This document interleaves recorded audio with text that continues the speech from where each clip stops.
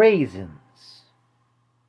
It's Comics and Shots, a completely improvised, semi-comedic musing by Howard Stern's Mick the Nerd, aka YouTube and TikTok's Mick the Man, aka Mick the Maverick, aka a guy who misses a lot of long driveways. They're just really long and really far out. Like, today's subject. Subject. You're not even drunk yet, Mick. Manga demographics and why they are kind of confusing and interchangeable. Yeah, like, manga demographics are basically on paper like the age demographics of what a story is like marketed towards.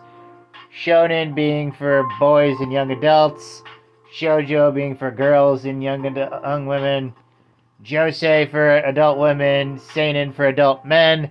And let me tell you, the terms are so incredibly interchangeable, especially since some shonen manga I've read is just way more mature for way too mature. Way too mature, and should have been put into a seinen manga. The big one, of course, like Psychometer or Ag. Anyone ever hear read that one? That one was that first arc. It's weird to say because the character dialogue between the main character and a lot of other characters feels very similar to a lot of like shonen stories normally. But the first mystery was straight out of fucking CSI. Special Victims Unit. Ugh. Just, ugh. Yeah. And let no 10-year-old read that. That's like it was way too mature. Thankfully, the sequels were put in seinen manga later, but still. Then you got Kaguya-sama Love is War, and okay, people, stop giving excuses. That's a shoujo manga made for adults. Like, if you were to change up the dialogue a bit here and there, it'd just be like a regular shonen or shoujo manga. Ugh. And then also you got like some shonen manga, which I'm gonna be real, are way too mature for shonen. Like, Uzaki-chan Still Wants to Hang Out. Now, granted, early on, it's just kind of like light, ecchi, and fan service stuff, but they get into some mature themes that I think might be a little too mature for like 10-year-olds. Like, way too mature. Of course, that one's released online, so, you know. Then you got something like One Punch Man. That's seinen, and, you know, is it any more grisly than Full Metal Alchemist? Can we be real here? Like, is it any more grisly or brutal than Full Metal Alchemist? I don't think so. I don't think so, Punker. Oh, Punker. Yeah. I feel like it's weird because for the most part, they don't really, like, they do it differently than we do it over here, where it's like, we, like, release stuff in, like, its own magazines or graphic novels and rate it from the get-go. In Japan, they still do anthologies, you know, like anthology books, where so they put a bunch of, like, you know, comics together, and like they release them as one little lump thing. And if it's labeled as a shonen thing, it'll be like, you know, kept in a shonen book, and if it's labeled as seinen, it'll be marketed as such. Even if, honestly, at times with a lot of these series, like, it just feels like sometimes they're too immature to be called seinen, and sometimes they're too mature to be just called shonen, you know? Especially if it's a horror manga. Ugh, especially if it's a horror manga. Which there are.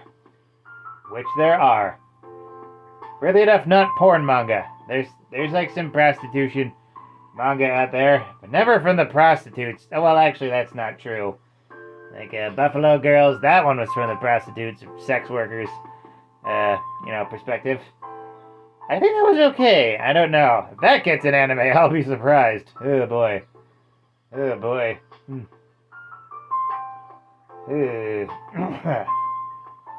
Yeah.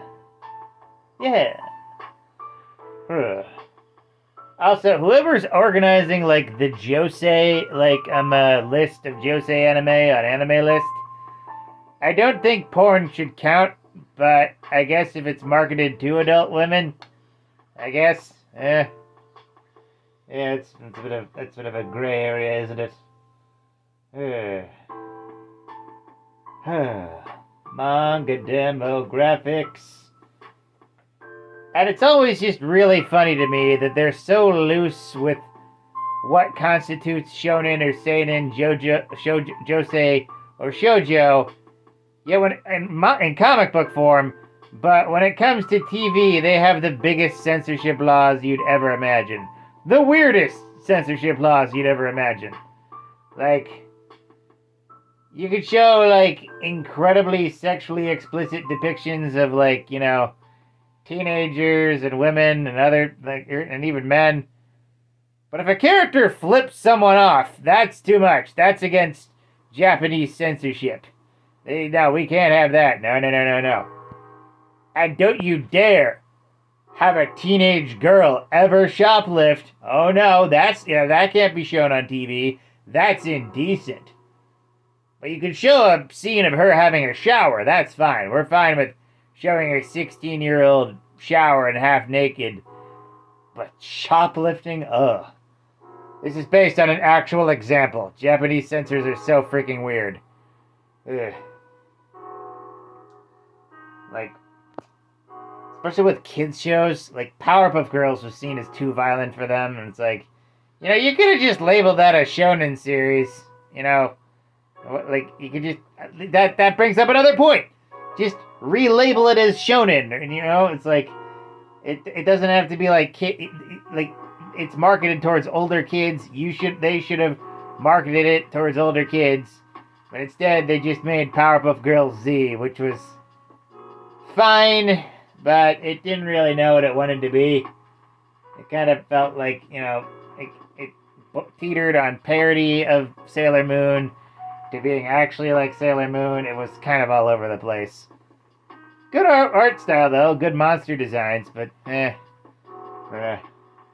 Also, it had the kindness to admit that it's an alternate universe, unlike another reboot from 2016.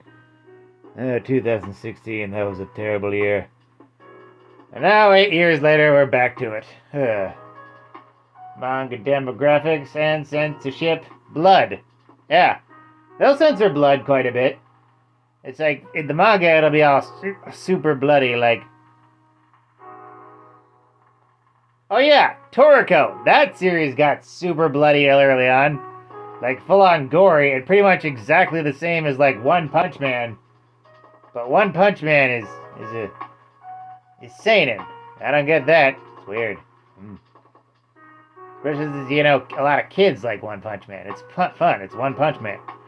Yeah, when they made the anime for Toriko, they just took out, they censored a lot of the blood. Like, a lot of the blood. So much of the blood was gone. Also, they added in an original, like, newscaster character who they made a part of the main plot, and it was just terrible. Just terrible. Ugh. Almost as terrible as the creator of that soliciting a sex from a female sex worker. Yeah. Feel awkward about that, people. Yeah. Feel awkward about that. And amazingly, Rurouni Kenshin is still going on, despite everything we know about the creator of that. Ew. Basically the Japanese equivalent of Kylie Kurosa. Which also brings up into another slide tangent of thought.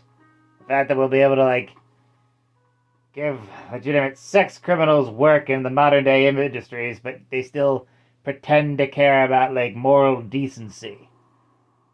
Caring about what kids watch, kids read, and it's like, fucking please. If you really cared, you'd have the right people doing the right things, call out the wrong people, and make the right stuff. But you don't, Japan. You don't. So think on that. This has been a rant about manga demographics that goes into a really weird direction. I hope you like it. And with that, like, comment, and subscribe. Donate if you're feeling nice. Share it with a bear. And always remember, praise be to the blood elk, fear the stabopotamus, and death to Kronos.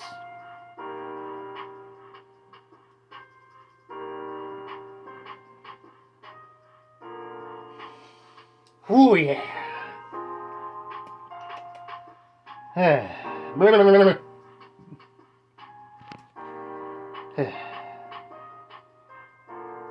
If you don't tip on your Taco Bell order, don't complain about where your other drink is. Have a night, folks.